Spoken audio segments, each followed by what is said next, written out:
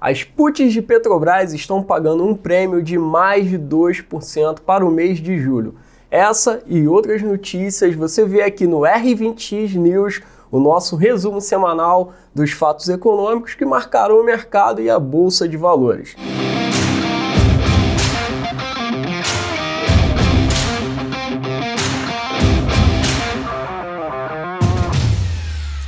Muito bem, galera, sejam bem-vindos aqui ao nosso resumo semanal, o R20X News. Já vou começar aqui falando sobre o índice futuro aí no gráfico semanal, ou seja, a semana fechou em queda de 1,52% até o horário aqui do fechamento da pauta do programa, mais ou menos aqui em torno de 11 horas da manhã. Ó, o que a gente tira de importante dessa informação? Semana passada a gente já teve um sinal de topo ali no índice com o gráfico semanal marcando um doji. O doji é aquele gráfico onde faz praticamente uma cruzinha, ou seja, você tem a abertura, faz uma máxima, uma mínima e fecha praticamente na mesma região. Quando esse fenômeno acontece e está localizado no topo, já é um primeiro sinal de fraqueza. E essa semana o índice já está caindo 1,5%, ou seja, é mais um reforço para um sinal de fraqueza no topo, ou seja, de uma interrupção daquele impulso, daquela tendência de alta que vinha sendo marcada, inclusive com o rompimento do topo anterior, marcando aí recordes em valores nominais. A gente sabe que se pegarmos o gráfico ajustado pela inflação ou mesmo indexado pelo dólar, não estamos em recorde absoluto, mas sim estamos em recorde nominal na região dos 130 mil pontos. Recuamos um pouquinho e ele está agora na região dos 128.500 pontos. Muito provavelmente o efeito positivo da notícia que saiu em relação ao PIB há cerca de 2 semanas atrás já passou. E agora a gente precisaria de novos drivers, novos gatilhos para que continuasse impulsionando as ações para cima e jogando por consequência o índice futuro para cima também.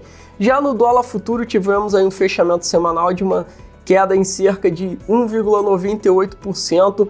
E aí tem um detalhe importante, a gente está falando ali do dólar a cerca ali de R$ 5,02 naquela região, e essa é uma região de suporte quando olhamos para o gráfico semanal. Já é o terceiro teste desde 2020 nessa região dos R$ 5,00, né? Vamos arredondar ali, tá ali no 5,02, mas vamos arredondar para os 5 ali. Então é uma região que se mostra um suporte bem forte, ou seja, uma taxa de câmbio a 5, a gente precisaria aí de um gatilho bem positivo para romper para baixo, né? Porque o dólar é um termômetro de preocupação, sim, é um termômetro econômico muito importante, a taxa de câmbio, e que reflete as preocupações, as incertezas em relação à economia do país.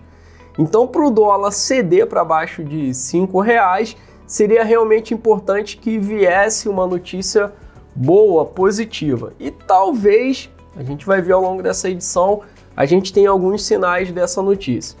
Seguimos com o IPCA acumulado aí nos últimos 12 meses, medição ano a ano, né? Fechamento aí do dia 31 de maio, ou seja, o IPCA referente a maio, porém acumulado dos últimos 12 meses em 8,10%. E essa é a principal índice de inflação usado para a nossa política monetária, pelo Banco Central, pelo Ministério da Economia também, mas principalmente pelo Banco Central. Taxa Selic em 4,25%, então se pegarmos a taxa Selic, que é a nossa referência de taxa básica de juros, de livre de risco, ou seja, para todos os produtos de renda fixa e até mesmo para créditos bancários, e subtrairmos, né, 4,25 menos 8,10, que é a inflação, nós temos o juro real negativo em 3,85% ao ano nesse momento. O que isso quer dizer? Traduzindo, juro real negativo. Se você deixar o seu dinheiro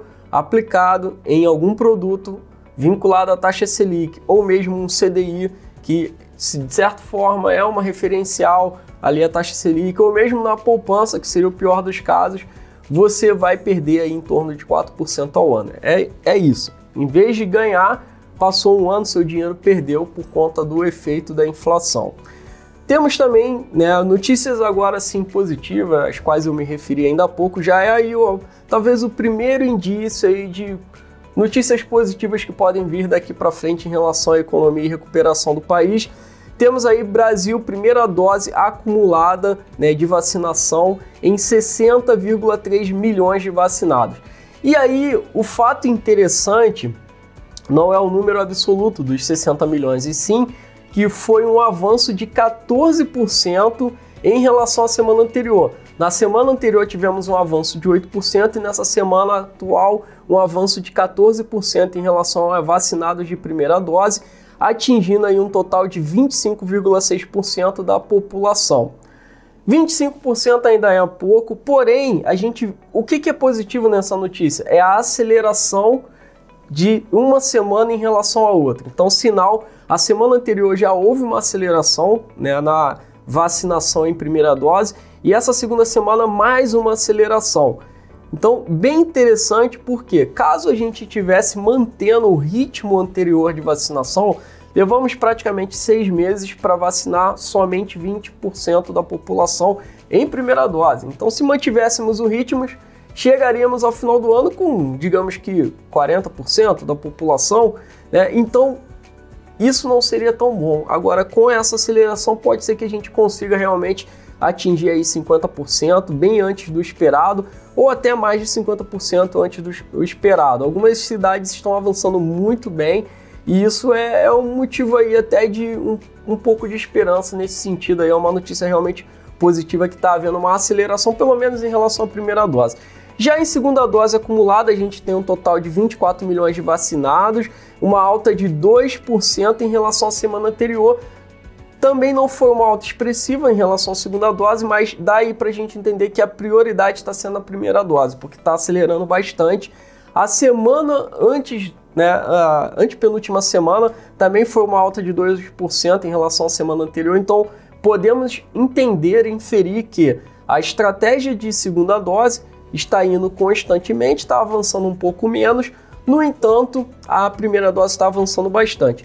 E aí, esse total de 24 milhões, temos 11% da população total do país com vacinação em segunda dose. Então, é um número baixo, mas a notícia boa é que está acelerando, né, em relação à primeira dose.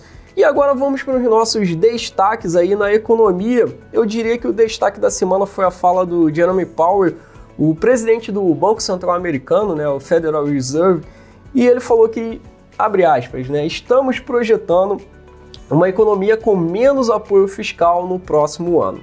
Eu sei que são palavras sucintas, mas são bem significativas, porque disparado, os Estados Unidos lideraram o mundo inteiro, e principalmente o Banco Central Americano, nessa política de injeção de dinheiro na economia como nunca foi visto antes, né? Como nunca antes na história do mundo aconteceu uma injeção de capital tão forte. Sim, em parte para recuperar a economia, evitar ali um colapso total da economia, e não podemos dizer que foi errado isso, temos até que entender que foi um momento, né, o coronavírus e tudo mais. Talvez tenha sido um pouquinho exagerada a dose, né? Muitos acreditam nisso e eu sou partidário aí dessa opinião que foi um pouco exagerada. Mas aí que vem um detalhe. Então já estão se preparando para o ano que vem começar a tirar esses incentivos fiscais. E aí que fica a grande pergunta: como ficará a economia mundial, as empresas, principalmente, né, as empresas, com a retirada desses incentivos fiscais que nunca antes foram vistos? As empresas vão manter o ritmo de crescimento? A economia vai continuar assim, fortalecida, crescente? Muito provavelmente não. Muito provavelmente isso vai trazer uma onda, um choque bem forte na economia mundial, e com certeza, né, se isso ocorrer, vai acabar, né, respingando nos países emergentes, que é o caso aqui do Brasil. Já na política, o destaque da semana eu daria aí para a fala do presidente Bolsonaro, que aconteceu ontem, quinta-feira. Ele teve ali um almoço com empresários, né, no Rio de Janeiro, e ele falou, os empresários, principalmente mercadistas, né, donos de supermercado, e pediu, ele fez um apelo para que eles segurassem o preço dos produtos da cesta básica. Eu sei que é de boa intenção quando um político, até mesmo quando uma pessoa fala alguma coisa nesse sentido, mas isso aí nitidamente é falta de conhecimento econômico básico, né? E não é só uma exclusividade do nosso presidente, não. Isso aí é um mal que aflige toda a população brasileira enxergar o empresário como malvadão e acreditar que ele pode segurar o preço, né? Ou que ele está aumentando o preço porque ele é um ganancioso que quer ganhar lucro aí nas costas dos outros no meio de uma crise financeira, de uma pandemia. E galera, não é nada disso, né? Acordem para a vida, porque se o preço aumentou, a culpa não é do empresário, é porque o custo aumentou. O custo dos produtos, a escassez de produtos, a interrupção das cadeias produtivas, ou seja, lá quando fechou tudo, lockdown, o mundo parou, vocês acham que volta assim do nada, né? É só ligar a fábrica de novo? Não, não é assim. Isso tem um efeito em cascata na economia. Uma interrupção tão forte como aconteceu vai gerar efeito aí durante muitos meses, quiçá anos ainda na economia. Então, se o preço, se a inflação está acontecendo, o menos culpado disso é o empresário, que precisa pagar suas contas, pagar os funcionários, sustentar. Então não tem espaço para isso, senão eles quebram. Eles já estão lutando ali entre abre e fecha, não tem previsibilidade nenhuma. Então não é pedindo para o empresário segurar o preço que vai acontecer a redução da inflação, e sim fazendo a política econômica, as reformas fiscais, passando credibilidade, né, para o investidor e tudo que tem que ser feito em termos de dever de casa, principalmente de política monetária. No mercado aí o destaque aí da semana está acontecendo no dia de hoje, uma alta aí das ações da Eletrobras. A Elet6 saltou mais de 9% já na abertura, está se mantendo em alta no dia de hoje, refletindo uma notícia de ontem, e aí em relação à medida provisória da privatização da empresa, né, da Eletrobras, que foi no dia de ontem aprovada no Senado com penduricalhos, né, com jabuticabas, como costuma se dizer em Brasília, mas foi aprovado. Então isso é uma notícia que refletiu muito positivamente no mercado, né, nas ações se valorizaram bastante, e provavelmente vai fechar aí com uma alta aí, talvez aí de uns 10%. E aí, para finalizar, nas operações, assim, guardei o melhor para o final, né, no mercado, agora falando de operação, as puts de Petrobras, ou seja, opções de vendas, esse mês estão com um prêmio excelente. Ontem fizemos junto na sala ao vivo aqui com os alunos do Renda 20X e pagou mais de 2,2% de prêmio. Operação conservadora, com mais de 80% de taxa de sucesso, menos de 20% de probabilidade de dar exercício. E se der exercício, tem rolagem e tem a possibilidade de comprar ação ainda num preço bom, ali próximo ao seu VPA. Então, operação confortável, vai ser levada até o vencimento de julho, né? Não é uma operação para se encerrar em poucos dias, em torno aí de um mês, e pagou 2%, mais de 2,2%, para fazer ali sobre todo o capital. Então, bem interessante esse tipo de operação. Se você quer saber mais, te convido a seguir as playlists, o conteúdo gratuito aqui do canal. Inclusive tem curso gratuito, tem o site no ar. Siga, compartilhe, dê o seu like e eu te vejo na próxima edição do R20X News.